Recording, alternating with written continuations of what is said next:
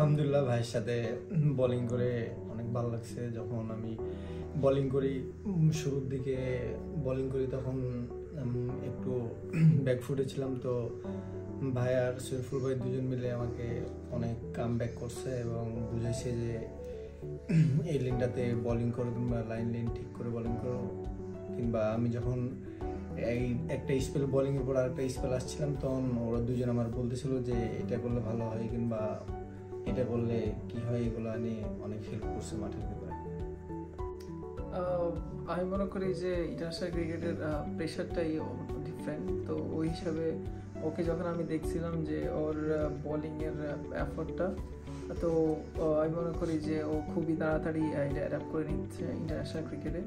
তো যত তাড়াতাড়ি ও অ্যাডাপ্ট করতে পারবে ওর জন্য ভালো। আর আমরা চেষ্টা করতেছি ওকে যত গোছানো যায় ম্যাচের মধ্যে ওকে সাহস দেওয়া, এনকারেজ করা, সব কিছু মিলিয়ে ও যাতে ভালো একটা ওভারঅল ভালো বোলিং করতে পারে ম্যাচে। ওইটাই চেষ্টা করি, ওকে ব্যাক আপ করি সবসময়। তো ওর জন্য শুভকামনা।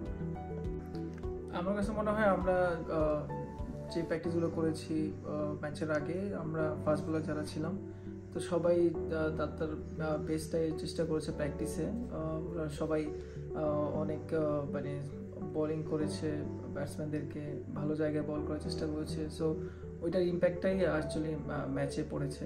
দেখা গেছে যে আমরা দুই পাশ থেকে আমি শরীফুল বোলিং করতেছি, এরপরে রানা আসলো। তো আমাদের একটা জুটি বোলিং ছিল দুজনেরই। তো ওর একটা বিষয় ছিল যে ও ব্যাটসম্যানকে অনেক টাফ টাইম দিয়েছে। সো এটা একটা ইম্পর্টেন্ট ওর জন্য যে ও আমাদেরকেও হেল্প করছে, অ্যাজ ওয়েল যে টিমের জন্য ওর অনেক ইয়ে ছিল, অবদান ছিল। আসলে উইকেটটা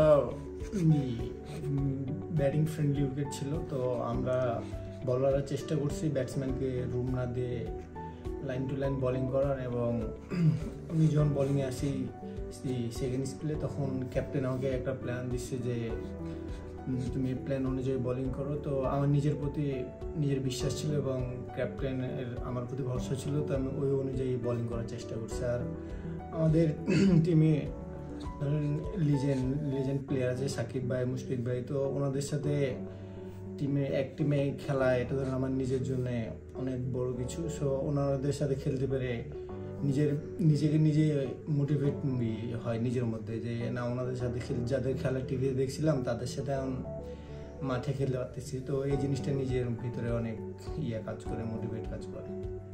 আসলে আমি বোলিং আসার আগে শরীফুল ভাই এবং হাসান ভাই দুজন মিলে ভালো পার্টনারশিপ বোলিং করে গেছে। তো তারপর আমার এই ক্যাপ্টেন প্ল্যান দিচ্ছে যে তুমি সামনে বাউন্সার। তো আমি আগে থেকে পেসারে ছিল ভালো, দুজন বোলিং করে গেছে, তো আমি ওটাই ট্রাই করছি বাউন্সার সামনে। তো ব্যাকফুটে থাকতে থাকতে সামনের বলই ডাইরেক্ট খেলছে, ওই বলে আউট হয়েছে।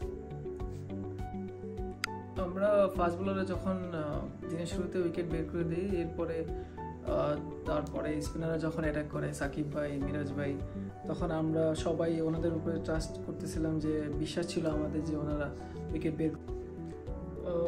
আমাদের বিশ্বাস ছিল যে যেহেতু পঞ্চম দিন উইকেটও টার্ন ছিল, তো সাকিব ভাই আর মিরাজ ভাই খুবই গুরুত্বপূর্ণ স্পেল করেছে তখন। সবার বিশ্বাস ছিল যে আমরা স্পিনে ওদেরকে আটকাতে পারবো। তো ওই হিসাবে ওনারা উইকেটগুলো নিয়েছেন এবং আমরা ওদেরকে অল আউট করতে পারছিলাম সেকেন্ড সেশনে। তো খুবই ভালো একটা মুহূর্ত কাটিয়েছি আমরা মাঠে ওই দিন। আসলে এই ম্যাচে উইনে টিমের সাথে আমি থাকতে আমার ধরেন নিজের ভিতরে অনেক ইমোশনালি কাজ করতেছে, যেহেতু আমি ধরেন কোনো ভাবি নাই, কিংবা ছোটতে যখন ক্রিকেট খেলা টিভিতে দেখতাম তখন এমনি এলাকাতেই খেলতাম, কিন্তু কখনো ভাবি না যে ন্যাশনাল টিমে আসবো। তারপর ধরেন ন্যাশনাল টিমে পাকিস্তানের ট্যুরে এসে ধরেন ন্যাশনাল টিমে বাংলাদেশের ঐতিহাসিক একটা জয়ের টিমে সাক্ষী হতে পারবো।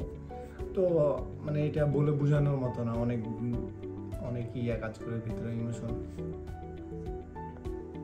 আমাদের পাশাপাশি শরীফুল খুবই দারুণ বোলিং করেছে টেস্ট ম্যাচে। ও যখন বোলিং করে পিছন থেকে দেখতে খুবই ভালো লাগে, আর ওর উপরে অনেক বিশ্বাস থাকে যে ও আর্লি ব্রেক থ্রু দিতে পারবে। আর আমরা ওকে সবসময় এনকারেজ করি বা ওর সাথে থাকি, সবসময় ওকে মানে করে থাকি, মানে চেষ্টা করি যে আমরা সবাই একসাথে থাকি, মিলেমিশে একটা এনভায়রনমেন্ট তৈরি করি, যে আমরা 3 জন আছি টিমে, যখন যে কোনো সময় আমরা যেটা প্রয়োজন টিমের একটা ব্রেক দিতে পারবো, তো সেই দিকেই সবসময় ফোকাস রাখি।